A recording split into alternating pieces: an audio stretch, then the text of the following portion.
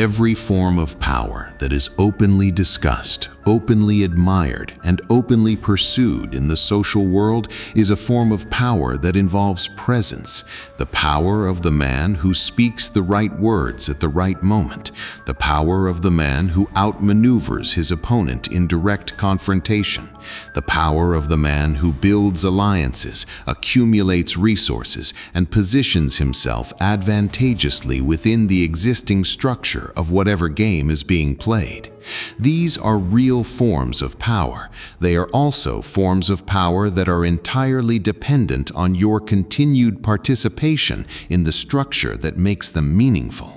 What is almost never discussed, what Machiavelli understood and documented, and what the men who have actually wielded the most devastating form of social power have always known, is that the single most powerful move available in almost any human dynamic is not a move within the game. It is the removal of yourself from the game entirely, walking away.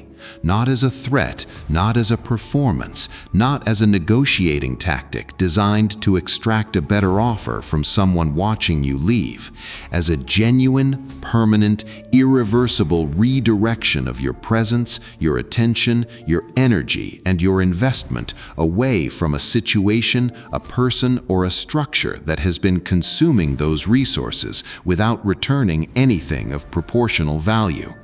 This move is cold because it requires the complete subordination of the need for resolution, the need for acknowledgement, the need to be seen as right, and the need for the other party's understanding or approval.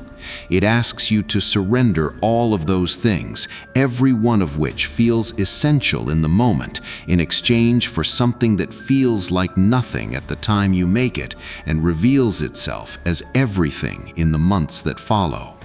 Machiavelli did not write sentimentally about power, he wrote accurately about it.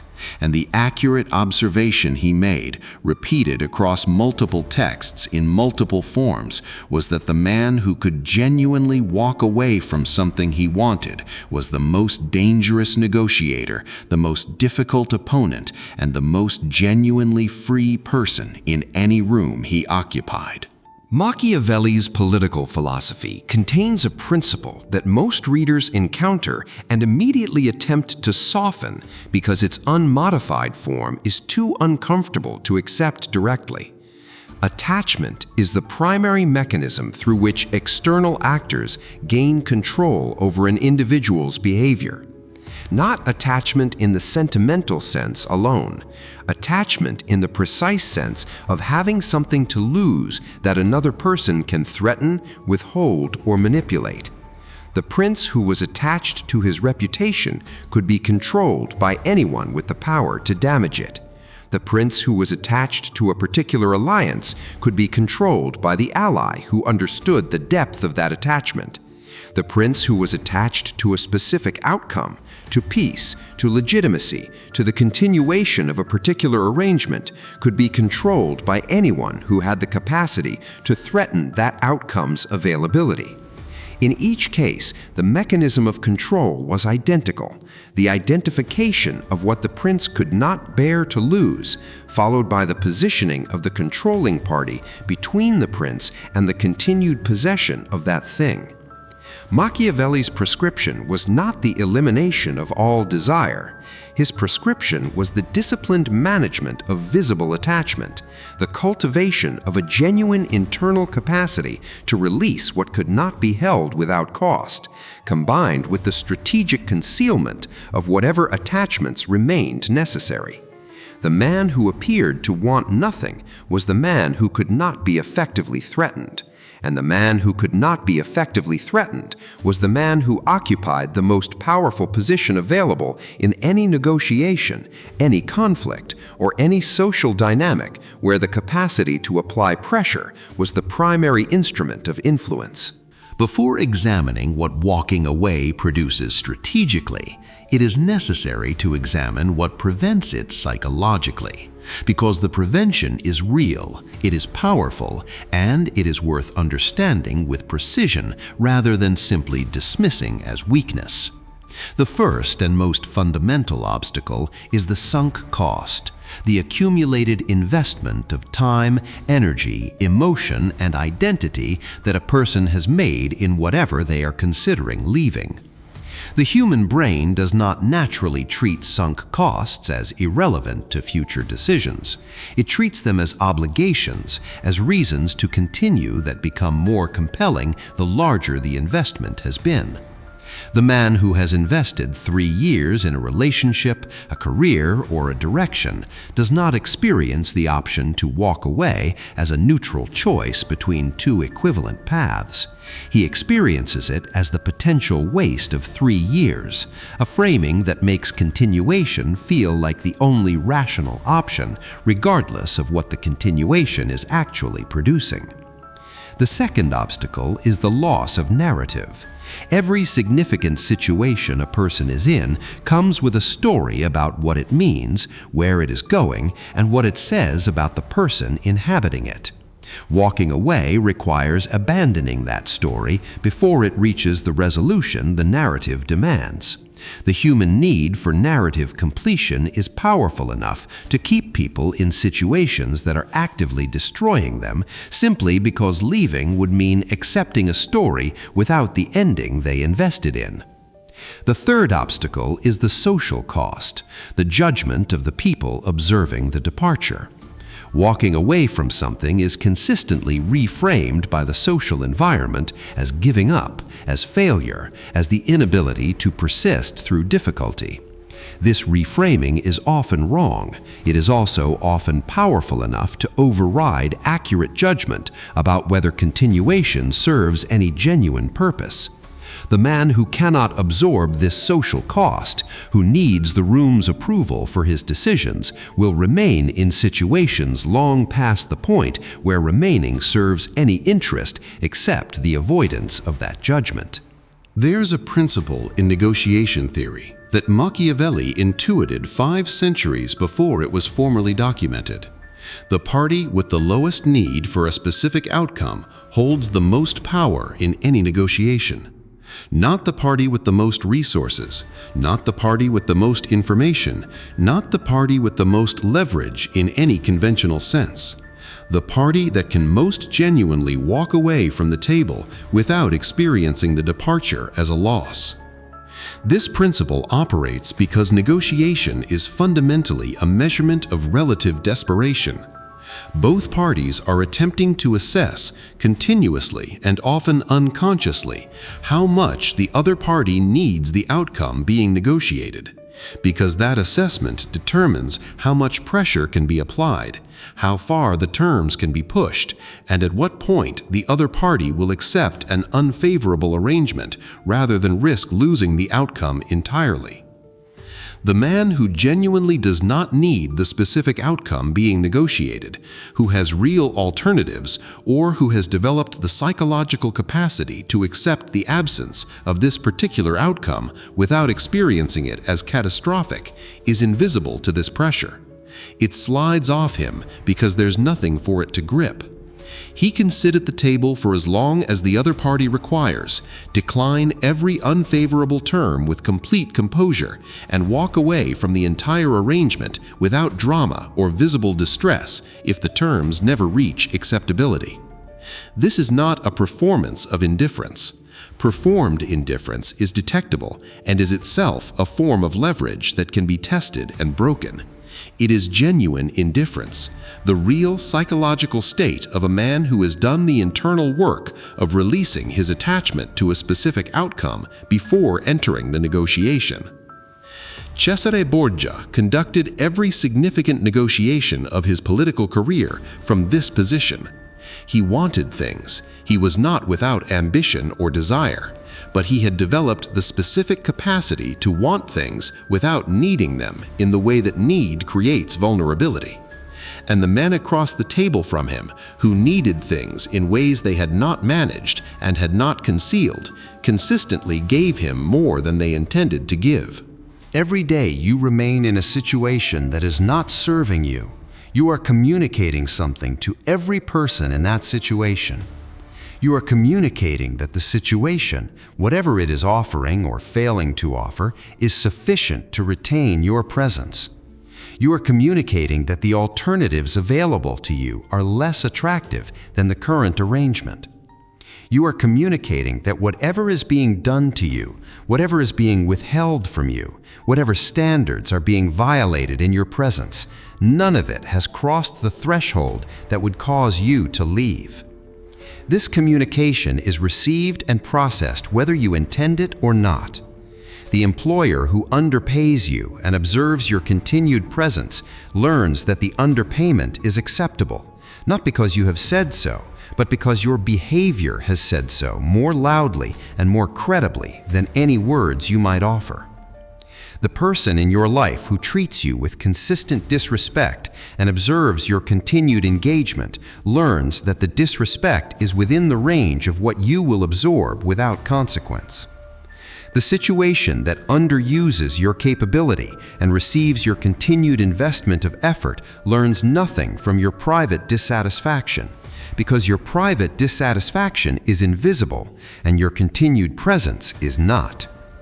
Machiavelli understood that behavior communicates with a credibility that words can never match, because behavior has a cost and words do not. The man who says he will not tolerate something and continues to tolerate it has communicated his actual position with perfect clarity.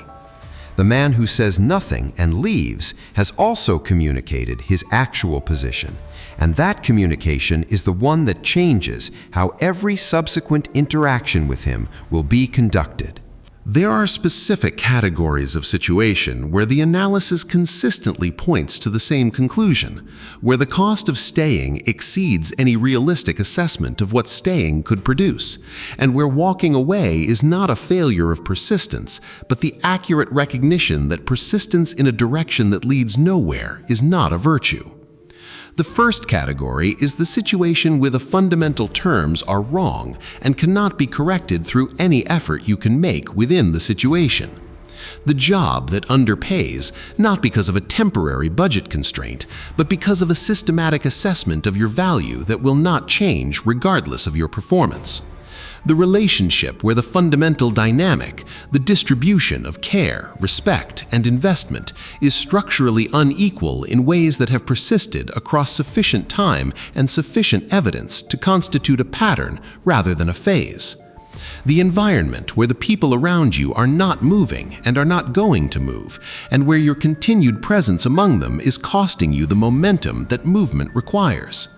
In each of these cases, the energy spent attempting to correct the fundamental terms from within the situation is energy unavailable for building something better elsewhere. The second category is the situation where your presence has become the primary thing preventing the other party from experiencing the consequences of their own behavior. The relationship where your continued management of someone else's dysfunction has insulated them from the feedback that their dysfunction would otherwise generate. Walking away in these situations is not cruelty.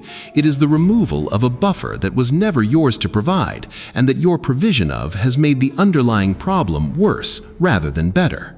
Walking away in the way this video describes, genuinely, cleanly, without the drama that turns departure into another form of engagement, requires a specific internal architecture that most people have not built and that cannot be improvised in the moment the move is required. The first structural requirement is what might be called the abundance of alternatives, not necessarily the immediate availability of better options, but the genuine belief, grounded in evidence rather than wishful thinking, that alternatives exist and can be built. The man who believes he has no alternatives cannot walk away without experiencing the departure as a leap into void. The man who has built enough capability, enough self-sufficiency, enough genuine competence in domains that have value, this man experiences the departure differently. He is not leaping into void. He is redirecting toward a construction project that his capabilities make viable.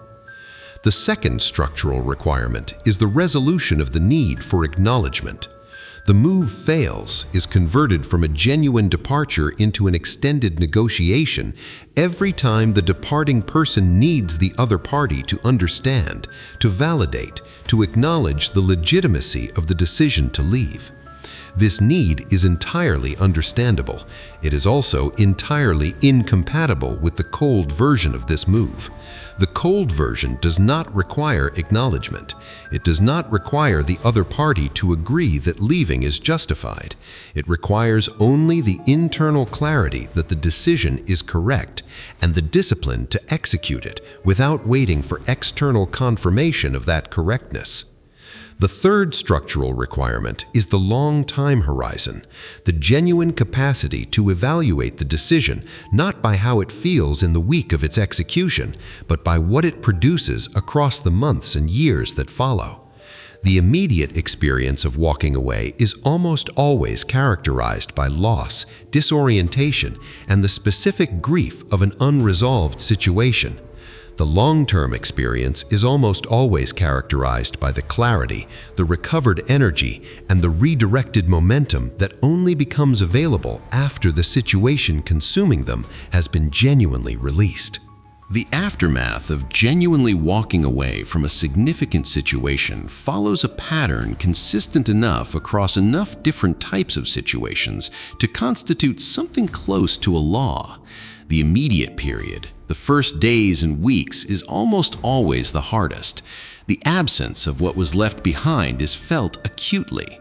The narrative that was abandoned without resolution continues to generate the discomfort of incompleteness. The social judgment that departure attracts arrives and must be absorbed. The alternatives that justify the departure exist in potential rather than in realized form and offer none of the immediate comfort of the familiar situation that has been released.